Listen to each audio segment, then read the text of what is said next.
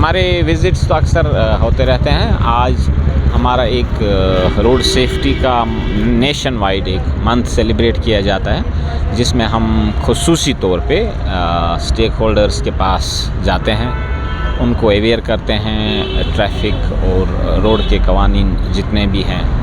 आपने देखा होगा हमारे यहाँ भी पूरी दुनिया में रोड एक्सीडेंट एक नॉर्म सा बन गया है।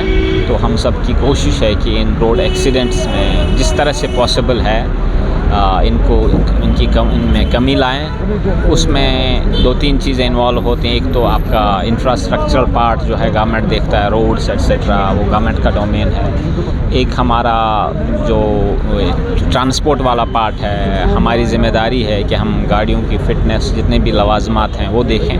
और एक अहम इम्पॉर्टेंट जो इसका पार्ट है that is the human element of it, जिसमें ये सब ड्राइवर साहिबान जो हमारे साथ बैठे हैं, तो ये इनका बहुत बड़ा रोल होता है, जो ख़ास तौर पे कमर्शियल गाड़ियाँ चलाते हैं, क्योंकि इनके हाथ में ना सिर्फ अपनी जान बल्कि इनके हाथ में दूसरों की जान भी होती है और उसका तहफ़्फ़ुज़ करना इनका फ़र्ज़ बनता है। उसके मुतालिक जितने भी कानून बने हैं, जितने भी रूल बने हैं, बेसिक चीज़ें हैं, किस तरह से चलना है, ड्राइविंग लाइसेंस लेके चलना है, ओवर स्पीडिंग नहीं करनी है, आपकी हॉर्न फिट होनी चाहिए, आप पार्किंग सही से करें। तो ये सब एजुकेशन जो है हम अक्सर बेशतर इन तक पहुंचाने की कोशिश करते हैं। ये हमसे ज़्यादा अवेयर हैं, लेकिन कभी कभी इनकी तरफ से भी नेग्लिजेंस होती है, तो उसको कम करने के लिए हमारा इनके साथ अक्सर उठना बैठना होता है। तो इस महीने ख़ास तौर पे हमारी कोशिश है कि हम तमाम स्टेक होल्डर्स के साथ बैठ के जितने भी ट्रैफिक कवानीन है उनकी याद दहानी कराएँ। तो देखिए, इन्होंने मेरी नोटिस में लाया कि कुछ सोमो यूनियंस के जो ठेकेदार हैं या किसी ख़ास इलाके में कोई एक बंदा खड़ा हुआ है, तो उसने उस इलाके पे कब्ज़ा जमाने की कोशिश की है। तो ऐसा नहीं है। जहाँ पे ई रिक्शाज़ की ज़रूरत है, जहाँ पे इनकी ज़रूरत है, पब्लिक की बहुत डिमांड है। हैदरपोरा के डीप में बहुत सारे इलाके हैं, शाहनवर कॉलोनी, गुलबर्ग कॉलोनी, गुलबहार कॉलोनी। वहाँ के लोगों से मेरे बुज़ुर्ग मुझे फ़ोन करते रहते हैं कि हमारे पास ई रिक्शा की अवेलेबिलिटी नहीं है। ऐसे ही आपका नटीपोरा में है या राजबाग में करीबन 15-20 हज़ार बच्चे तालीम हासिल कर रहे हैं, उनको राजबाग में ई रिक्शाज़ की ज़रूरत पड़ती है सुबह शाम।